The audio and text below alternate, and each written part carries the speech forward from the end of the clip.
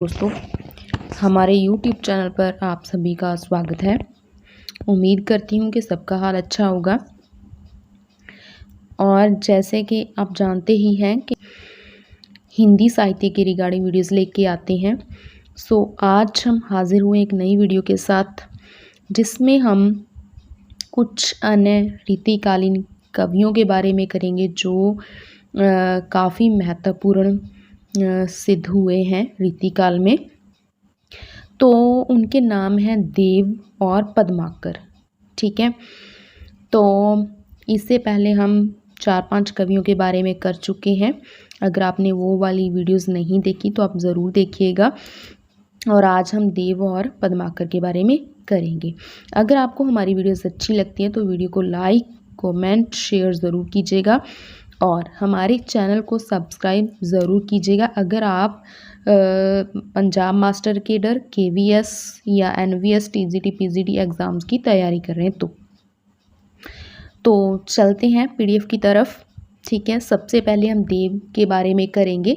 तो जो इम्पोर्टेंट है या जो क्वेश्चन बनेंगे वो मैं साथ के साथ आपको बताती जाऊंगी। जो कुछ एक्स्ट्रा पॉइंट्स बताए जाएंगे वो आप नोट कर सकते हो। ठीक है, तो हाँ जी, देव का जन्म कब हुआ था? देव का जन्म 1673 ईस्वी में हुआ था और इनकी मृत्यु 1767 ईस्वी में हुई थी। जन्म कहाँ पर है, ये क्वेश्चन पूछा जाता है कि जन्म इनका कहाँ पर हुआ है। इनका जन्म हुआ है इटावा में। ठीक है, और प्रमुख रचनाएं तो डॉक्टर नागेंद्र के अनुसार इनकी जो ग्रंथों की रचना है कि कितने ग्रंथों की रचना है, तो उनकी संख्या 72 बताई है डॉक्टर नागेंद्र ने। लेकिन अगर हम देखें कि हमें आज आधुनिक युग में कितनी मिल रही है, कि आज के युग में अगर हम देखें किताबों में, ग्रंथों में, तो 15 संख्या मिल रही है इनकी। इनके ग्रंथों के बारे में करेंगे, फिर इनके बारे में कुछ विशेष तथ्य या विशेष पॉइंट्स कह सकते हैं वो करेंगे। ठीक है, तो सबसे पहली रचना इनकी भाव विलास। ये मात्र 16 वर्ष की आयु में रचित सर्वप्रथम रचना मानी जाती है और ये औरंगजेब के पुत्र आजम शाह को सुनाई थी। आपने सिर्फ ये याद रखना है, जो मोस्ट इम्पॉर्टेंट है, कि ये जो रचना थी ये औरंगजेब के पुत्र आजम शाह को सुनाई गई थी।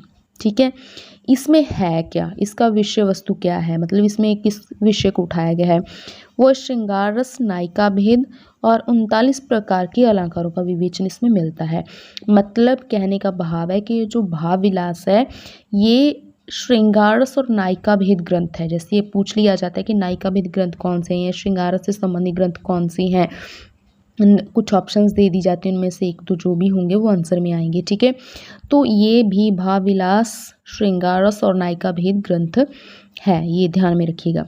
और दूसरा है इनका अष्टयाम। अष्टयाम क्या है कि इसकी रचना में दिन के 8 पहरों के बीच जो नायक नायिका के विलास, नायक नायिका के विविध विलासों का वर्णन है, कि जो एक दिन की 8 पहरों में जो नायक नायिका के बीच का विलास है उसका वर्णन यहाँ पे मिलता है।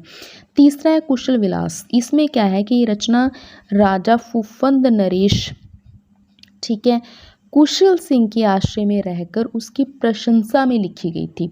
तभी मतलब राजा कुशल सिंह, उनके नाम पे ही इसका जो ग्रंथ का नाम कुशल विलास रख दिया। ठीक है, इसके बाद अगली रचना है हमारी भवानी विलास। भवानी विलास में क्या है कि भवानी दत्त वैश्य के आश्रय में ये रचना रची गई है। तो ये भी भवानी दत्त के नाम पे ही इसका नाम भी भवानी विलास रख दिया।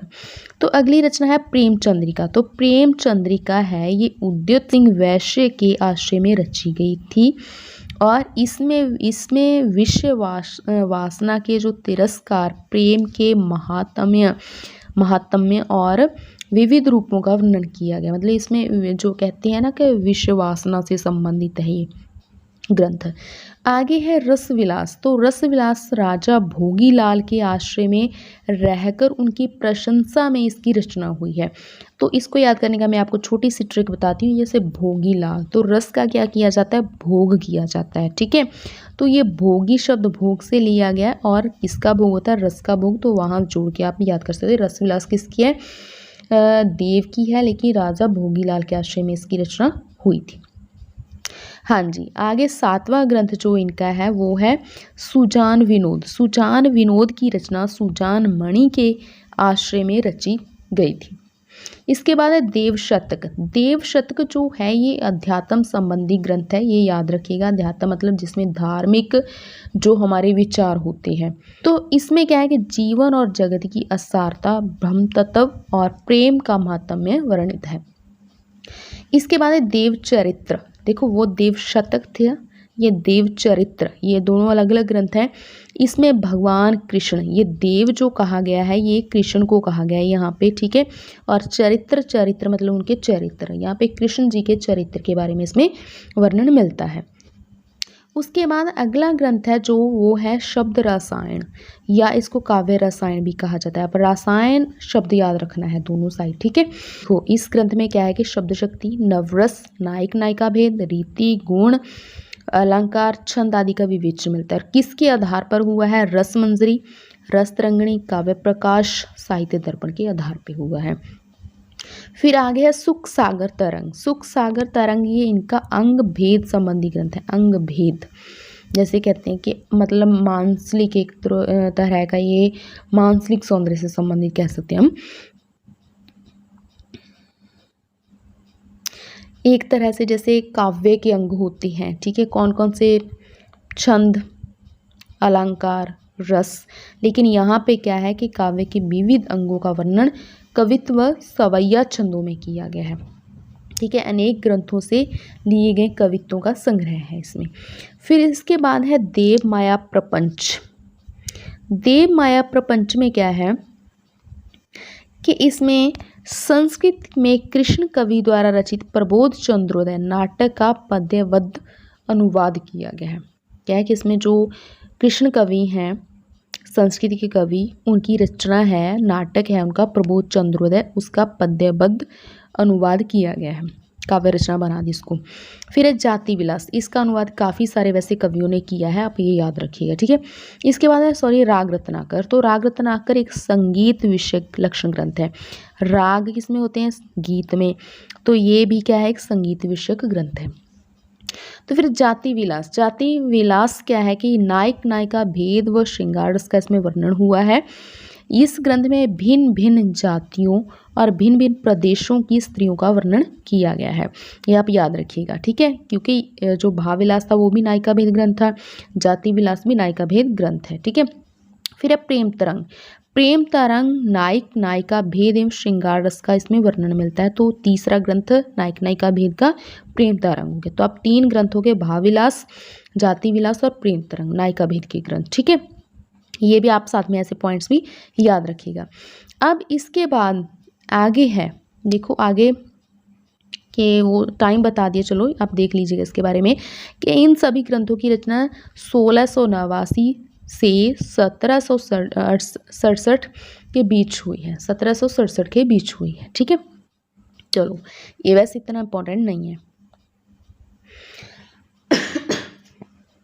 आगे इनके बारे में कुछ विशेष पॉइंट्स हैं वो देखते हैं। पहला पॉइंट क्या है कि हिंदी साहित्य जगत में देव कवि अपने अक्खड़ स्वभाव के लिए प्रसिद्ध रहे हैं, ठीक है, और जिसके कारण इनको अनेक लोगों के आश्रय में रहना पड़ा, मतलब काफ़ी सारे राजाओं के आश्रय में इनको रहना पड़ा अपने अक्खड़ स्वभाव के कारण, ठीक है। दूसरा पॉइंट है कि हिंदी साहित्य जगत में देव कवि एकमात्र ऐसे कवि हुए जिन्होंने अपनी मौलिक भावनाएं प्रकट की, मतलब अपनी भावनाओं को प्रकट किया, ठीक है। तीसरा है कि इनकी अलंकार लक्षणों पर मुख्यतः संस्कृत के आचार्य भाम्य और दंडी का जो ग्रंथ है, इनके दोनों के ग्रंथ है, जैसे भाम्य का काव्यालंकार है और दंडी का काव्य दर्शन, दोनों का प्रभाव मिलता है इसके देव के ग्रंथों में। तो चौथा पॉइंट कि रस शास्त्र की विवेचना करते हुए उन्होंने छल नामक, ये मोस्ट इम्पॉर्टेंट पॉइंट, ठीक है, कि क्या हुआ है कि इन्होंने छल नामक एक नया संचारी भाव दिया था। ऐसे केशव ने दिया था ना विवाद और आदि, तो इन्होंने दिया छल नामक। पांचवा पॉइंट है कि इनकी रचनाओं में पदों का दोहराव प्राप्त होता है। पदों में थोड़ा बहुत परिवर्तन करके उन्होंने उसे नया शीर्षक देकर नई नई रचनाएं लिखी हैं, मतलब पद वही है, थोड़ा बहुत चेंज किया और ग्रंथ को नया नाम दिया। ठीक है, ये काम इन्होंने किया है। इसके बाद अगला पॉइंट है, भारतेंदु हरिश्चंद्र के अनुसार ये हित हरिवंश के अन्य अनुयायी माने जाए। फिर 7वां पॉइंट, मूल कहत नवरसु कवि सकल मूल श्रृंगार, यह कथन कहकर आचार्य भोजराज की तरह इन्होंने केवल श्रृंगार रस को ही मूल माना है। ये भी मोस्ट इम्पॉर्टेंट पॉइंट है कि इन्होंने श्रृंगार रस को मुख्य रस माना है काव्य का। ओके, तो ये थी कुछ महत्वपूर्ण जानकारी जो मैंने इसके बारे में दी। इसके बाद कुछ एक दो पॉइंट और बताती हूँ कि ये देव रसवादी आचार्य थे। वो जैसे इन्होंने छल नामक संचारी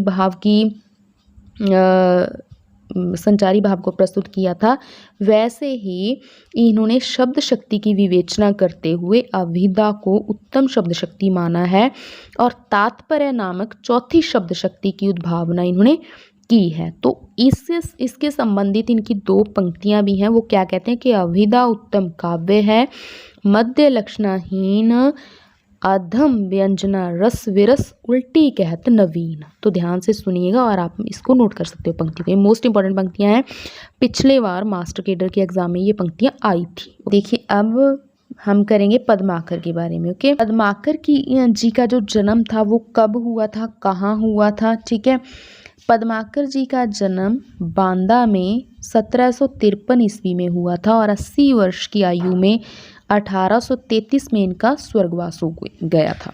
ठीक है, मृत्यु हो गई थी इनकी। तो पद्माकर भी जैसे देव के बारे में था कि वो अलग अलग राजा के आश्रय में रहे हैं, तो पद्माकर भी किसी एक स्थान पर टिककर नहीं रह पाए। हिम्मत बहादुर जो थे वो अवध के बादशाह की सेना के बड़े अधिकारी थे। तो उनकी वीरता पर, किसकी वीरता पर, हिम्मत बहादुर की वीरता पर मुग्ध होकर पद्माकर ने एक ग्रंथ की रचना की। उसका नाम क्या था, हिम्मत बहादुर विरुद्धावली। तो ये वीर रस की फड़कती हुई रचना है। ये लाइन इंपॉर्टेंट है इसके बारे में। ठीक है, तत्पश्चात पद्माकर जयपुर के महाराजा प्रताप सिंह के यहाँ चले गए। पहले ऐसे ये अवध में रहते थे, बाद में ये जयपुर में आ गए। तो उनके पुत्र जगत सिंह के संरक्षण में रहकर पद्माकर ने अपने प्रसिद्ध ग्रंथ जगत विनोद की रचना की। ठीक है, यहाँ पर उन्होंने अपने अलंकार ग्रंथ पद्माभरण की रचना भी की, आप याद रखिएगा। ठीक है, इसके बाद जो है वो इनके बारे में मिलता है कि महाराजा जगत सिंह के स्वर्गवास के बाद ये ग्वालियर के महाराजा दौलत राव सिंधिया के दरबार में भी रहे। तो हितोपदेश का इन्होंने क्या किया, भाषा अनुवाद किया और ग्वालियर में रहकर किया। उसके बाद में ये ग्वालियर से भी आगे चले गए, कहाँ पे, बूंदी चले गए और वहाँ कुछ काल तक रहने के बाद ये बांदा चले गए। और अंतिम, जैसे इनको पता चला कि अब मेरा अंतिम समय जो वो नज़दीक आ चुका है, तो अभी ये रोगग्रस्त रहने लगे, तो इन्होंने प्रबोध पचासा की रचना की और अंतिम समय निकट जानकर ये कानपुर में गंगा तट पर रहने लगे। वहीं इन्होंने अपनी प्रसिद्ध पुस्तक गंगा लहरी की रचना की, गंगा तट पर रहते हुए। ठीक है, आप देखो थोड़ा सा देख लेते हैं कि कितने राजाओं के आश्रय में ये रहे हैं। सबसे पहले ये रहे फर्स्ट पॉइंट अवध में। ठीक है, सेकंड पॉइंट पे ये रहे हैं, चले गए थे फिर ये जयपुर। ओके, ये वाला स्थान। तीसरे स्थान पे ये उसी के बेटे, मतलब जयपुर के जो राजा प्रताप सिंह थे ना, उनके ही पुत्र जगत सिंह के आश्रय में रहे जयपुर में ही थे। फिर ये किसके आश्रय में आ गए, उसके बाद ये ग्वालियर आ गए। ठीक है, दौलत राव सिंधिया के दरबार में, वहाँ पे भी इन्होंने अपनी रचनाएं की। इसके बाद ये बूंदी चले गए, ग्वालियर से ये बूंदी चले गए और बूंदी से ये बांदा आ गए। ये आप स्थान ऐसे याद रखिएगा, सीरियल वाइज कर लीजिएगा इसको। ठीक है, फिर इन्होंने वहाँ पे रहते जैसे प्रबोध पचासा ग्रंथ की रचना की और फिर जैसे इनको पता चला कि मेरा अंतिम समय निकट आ गया है, तो ये कानपुर में गंगा तट पर आ गए, वहाँ पे गंगा लहरी की रचना की। तो ऐसे आप आश्रयदाता को याद कीजिएगा, उसके साथ याद कीजिए कि इसके आश्रय में रहकर उन्होंने कौन से ग्रंथ की रचना की। ये एक तरीका है अच्छा कि इनके ग्रंथों को भी याद करने का और आश्रयदाताओं को भी याद करने का, ये करना आपने है। ओके, तब देखिए थोड़ा सा इनके ग्रंथों के बारे में देख लेते हैं।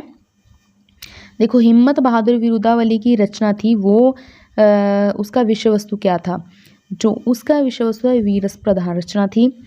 प्रताप शाही विरुदावली ये चरित्र काव्य है क्योंकि प्रताप सिंह के चरित्र के बारे में इसमें वर्णन किया गया है। फिर कली पचीसी कलयुग का वर्णन है, यहाँ कली, यहाँ पे भी कली को याद रखिएगा, कलयुग का, ठीक है। तो फिर यज्ञ विनोद है, तो यज्ञ विनोद में क्या है? श्रृंगार रस का ग्रंथ है ये, रस निरूपक ग्रंथ इनको हम कह सकते हैं। फिर इसके बाद अगला ग्रंथ है इनका पद्माभरण। तो पद्माभरण में क्या है? देखो जहाँ पे भरण शब्द आ जाए ना तो याद रखिएगा वहाँ पे अलंकार ग्रंथ होता है, ये हमेशा याद रखना है। भरण आ जाए, भरण का अर्थ ही अलंकार मान लीजिएगा बस आप, तो ये अलंकार ग्रंथ है। ओके। प्रबोध पचासा, प्रबोध पचासा ये वैराग्य निरूपण ग्रंथ है। गंगा लहरी, ये गंगा महात्म्य के बारे में है, मतलब गंगा के तट पर किया था तो गंगा नदी के महत्व के बारे में इसमें वर्णन मिलता है। हाँ जी, आगे देखते हैं। आगे जगद विनोद के बारे में थोड़ा दिया हुआ है। जगद विनोद में क्या है कि इसमें 6 प्रकरण हैं। जैसे होता है ना कि पद्मावत में जो है 57 खंड है, ठीक है। तो पृथ्वीराज रासो में उसका विभाजन समय में किया गया है। ओके। तो ऐसे ही यहाँ पे क्या है 6 प्रकरण है, मतलब 6 अध्याय मान लेते हैं हम, जैसे हम अध्यायों का नाम प्रकरण है यहाँ पे, और 731 छंद हैं। तो श्रृंगार रस एवं नायिका भेद का विशद विवेचन किया गया है। तो जगद विनोद जो रस श्रृंगार रस प्रधान और नायिका भेद ग्रंथ माना गया है। यहाँ पे क्या है कि जो काव्य अंगों के लक्षण हैं, मतलब जो जैसे हम कहते हैं ना एक परिभाषा, एक लक्षण बताए गए हैं काव्य के अंगों के, तो वो तो दोहों में दिए गए हैं, दोहा छंद में, और जो उदाहरण है वो कवित्व सवैया छंद में दिए गए हैं, ये आप याद रखिएगा। हाँ जी, आगे आधार सामग्री कहाँ से ली गई इसके लिए? तो आधार सामग्री के लिए भानुदत्त की रस मंजरी और केशव की रसिक प्रिया विश्वनाथ के साहित्य दर्पण को चुना गया है, ठीक है। तो इस ग्रंथ की विशेषता क्या है? इस ग्रंथ की जो विशेषता है वो है कि ये ग्रंथ, इसमें लक्षण वो सुबोध हैं। सुबोध मतलब बोध कराने वाले, अच्छी जानकारी देने वाले, और उदाहरण सरस हैं। सरस मतलब सरल है, ओके, इजी है। ये इनकी देखिए प्रसिद्ध पंक्ति है जो पेपर में पूछ ली जाती है कि फागु की भीड़ अभीरण में गही, गोविंद ले गई भीतर गोरी, भाए करी मन की पद्माकर, ऊपर नाय अभीर की झोरी, छीनी पीतंबर कंबर तेसु, विदा दई मीडी कपोलन रोरी, नैन नचाए किहिन मुस्काए लला, फिर आयु खेलन होरी। ठीक है, ये था इनकी मोस्ट इंपॉर्टेंट पंक्ति जो पूछ ली जाती है, काफ़ी बार एग्जाम में आई है ये। अभी इसको जैसे मैंने पहले बताया था कि आपने जो पंक्ति कैसे याद रखनी है, तो उसमें हमने ई का किया था, ठीक है, तो पिछली वीडियो में हमने किया है। तो इसमें आप देखो ये याद रखिएगा, गोरी, छोरी, रोरी, ठीक है। तो ऐसे वाले शब्दों को आप याद रख सकते हो। अगर आप में वैसे पंक्ति नहीं याद रख सकते तो होरी। तो ये किसकी पंक्तियों में मिलती हैं? तो ये मिलती हैं पद्माकर। ओके, तो ये पद्माकर की पंक्तियों में हमें मिलती हैं, याद रखिएगा। ओके, हाँ जी, ये थी कुछ महत्वपूर्ण जानकारी देव और पद्माकर के बारे में। उम्मीद करती हूँ कि आपको वीडियो अच्छी लगी होगी। आपको वीडियो अच्छी लगी है तो वीडियो को लाइक ज़रूर कीजिएगा और अपने दोस्तों मित्रों के साथ शेयर ज़रूर कीजिएगा जो हिंदी के टीचिंग एग्ज़ाम्स की तैयारी कर रहे हैं। बाकी आप हमारे चैनल को सब्सक्राइब भी कीजिएगा अगर आप ऐसी वीडियोज़ चाहते हैं। तो वीडियो देखने के लिए आपका बहुत बहुत धन्यवाद। Thank you.